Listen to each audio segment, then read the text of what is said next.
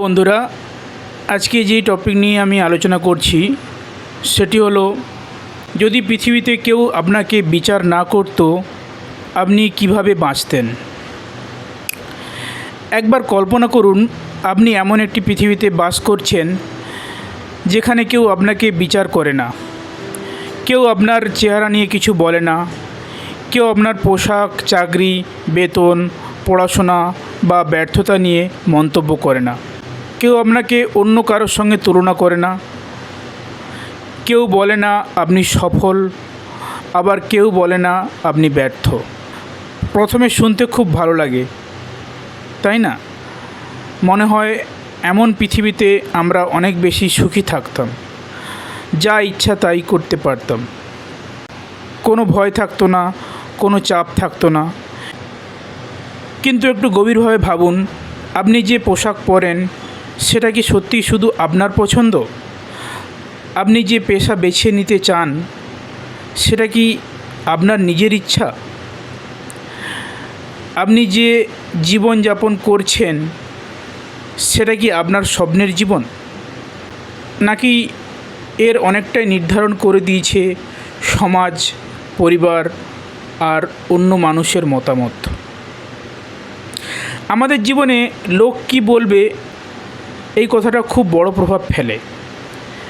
অনেক মানুষ গান গাইতে চেয়েছিল কিন্তু ইঞ্জিনিয়ার হয়েছে, অনেক মানুষ ছবি আঁকতে চেয়েছিল কিন্তু অফিসের চাকরি করছে, অনেক মানুষ নিজের স্বপ্ন ছেড়ে দিয়েছে শুধুমাত্র অন্যদের সমালোচনার ভয়ে।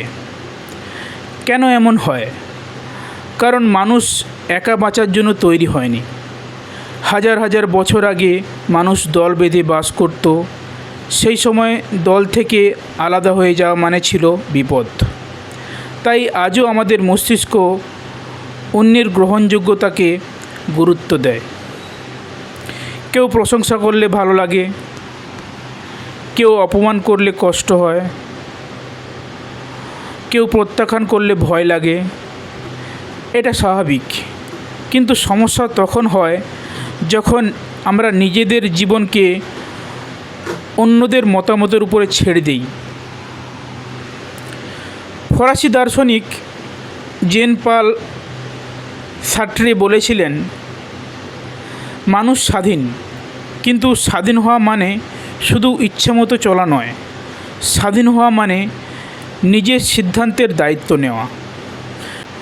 যদি আপনি নিজের জীবন নিজে বেছে নেন, তাহলে তার ভালো মন্দের দায়ও আপনার। আর এই কারণেই অনেক সময় মানুষ স্বাধীনতাকে ভয় পায়, কারণ নিজের সিদ্ধান্তের দায়িত্ব নেওয়া সহজ নয়। এখন আবার সেই প্রশ্নেই ফিরে আসি, যদি পৃথিবীতে কেউ আপনাকে বিচার না করত, তাহলে কি আপনি একই জীবন বেছে নিতেন? একই চাকরি, একই লক্ষ্য, একই স্বপ্ন? হয়তো কিছু জিনিস একই থাকতো, কিন্তু হয়তো কিছু জিনিস সম্পূর্ণ বদলে যেত।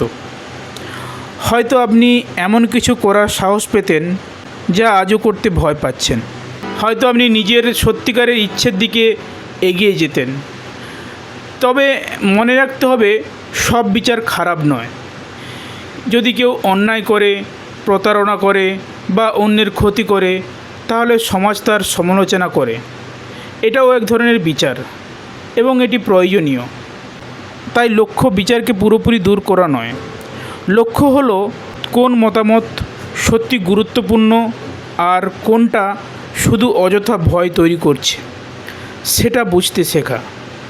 শেষ পর্যন্ত সবচেয়ে গুরুত্বপূর্ণ প্রশ্ন হলো না মানুষ আপনাকে কী ভাবছে, সবচেয়ে গুরুত্বপূর্ণ প্রশ্ন হলো, আমি কি এমন জীবনযাপন করছি যেটা আমি সত্যিই চাই?